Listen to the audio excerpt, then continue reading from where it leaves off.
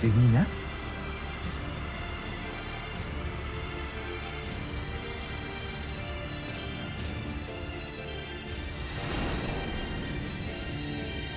Raymond. Hi. Divina, what are you doing here? Are you kidding me? I own this place. Really? Yes, she owns this place. Isa lang to sa mga property ko. Wow, what can I say? You've come a long way. Pares talaga kayo ni Charlene naman. Hindi niyo naisip na kaya ko tong gawin ng lahat ng to para sa sarili ko. Hindi naman yun ang ibig sabihin. It's No, just no, that- no, no. It's okay. Nagigets ko naman, halos lahat ng kakilala ko, ganyan din ang reaksyon. So, I understand. So, how are you? Are you married? Great. Yes, I'm Mrs. Divina Williams now. Wow. That's great. Is he here? Para naman makilala namin ni Charlene. He's busy, you're busy. I'm sure makikita pa naman tayo, di ba? Yes, of course. I can arrange a get-together. I'd love that. I'm so happy to see you. It was so nice to see you.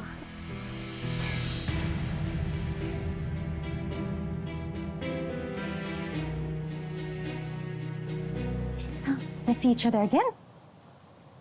Ano ba? Are you ready? Let's go. Yes. Tapos na kami mag-usap ni Divina. I'm so happy to see you. I'm so happy to see you. I'm so happy I'm back.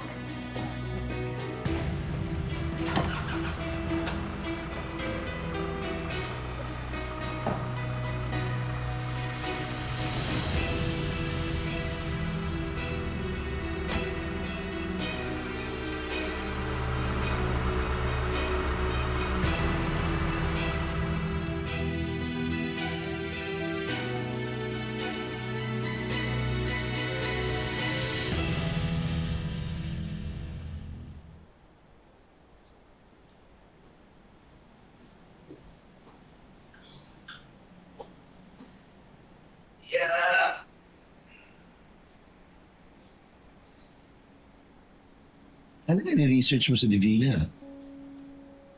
Totoo pala talaga. Nakapag-asawa siya ng mayaman na negosyante na Amerikano. So that explains it. Kaya naman pala, pasensya siya ngayon. Pero bakit hindi minimension dito yung anak niya? Anak? Han, nakalimutan mo na ba? Sabay kaming nanganak ni Divina sa kulungan. Oo, naalala ko na. But, di ba nabanggit mo na nasa ibang bansa yung anak niya? Na-mention naman niya kanina. Oo, anong problema dun? Actually, wala namang problema. I mean, masaya naman ako na pinalaki niya ng maayos yung bata. Kasi nung nasa kulungan kami, nakita ko kung paano niya pabayaan. Parang hindi niya anak, parang hindi galing sa kanya. At nung makalaya ako, halos hindi ko maiwan. Naawa ko sa bata. Halos madurog ang puso ko, sobra. Lahat naman tao na babago. Sa tingin mo, nagbago na si Divina? Saan naman?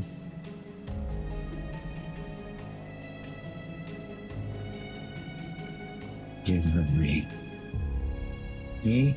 Malay mo naman.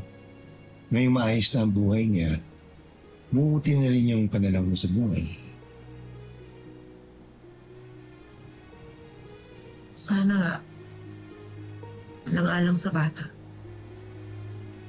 At totoo, masaya ako na nasa mabuting kalagayan ng bata.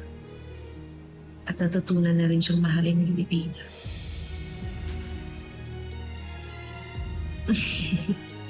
At iniisip masyado.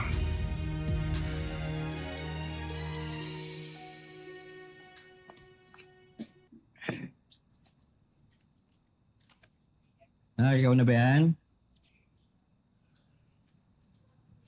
Opo, Tay.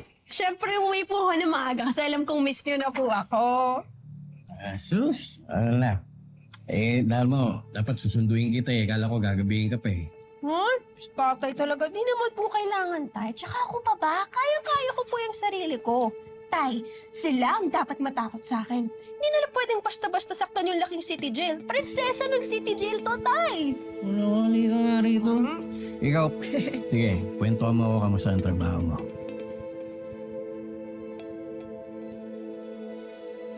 Ano? Tama na! Ano? Sige lang mo ako! Ano? Kanina pa ako nagtitimpi sa'yo. Tama na! Anak, are you okay? Nasaktan ka ba? Ha? Sorry, hindi ko sinasadya. Don't you dare hurt my daughter! Ha? Oh, bakit? Ayos lang po, Tay. Wala lang po. Siyempre, pagod lang din po ako sa trabaho. Pero rewarding naman po kasi alam pong natuwa sila sa serbisyo ko. Mabuti kung gano'n, nai-enjoy mo yung trabaho mo. At nakikita ng amo mo yung halaga mo. Opo, Tay. Bilib na bilib nga po sa akin yung nagpa-party kasi lahat po sila inasikaso ko. Pati lahat ng bisita nilang dumating, inasikaso ko rin po yun. Pinakita ko sa kanila kung gaano ako kahusay na empleyado. Talaga, ah? Opo, Tay. Kaya wala po kayong dapat alalahanin. Patuloy lang po tayong magtulungan.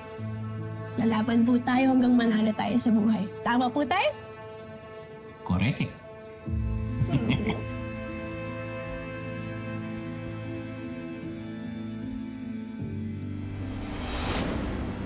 Ako'y pinanggo ng kahapon. Bawat araw ay tila hamon. Ganito ako.